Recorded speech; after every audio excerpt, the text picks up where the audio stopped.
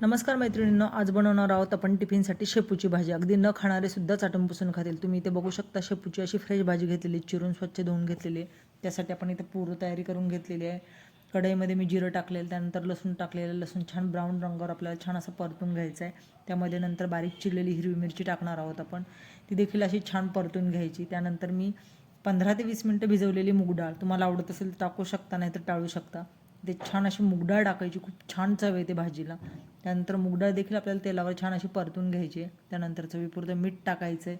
मीठ टाकल्यानंतर आपण हे सगळं छान परतून घेणार आहे. त्यानंतर आपली भाजी याच्यामध्ये टाकायची धुतलेली, ती देखील छान परतून घ्यायची.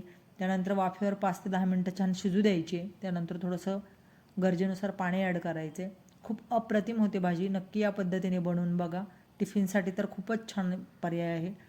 आवडली तर माझ्या रेसिपीला लाईक, शेअर आणि सबस्क्राईब करायला विसरू नका. धन्यवाद.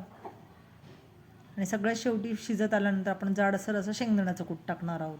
चला तर मग भेटूया पुन्हा नवीन रेसिपीमध्ये.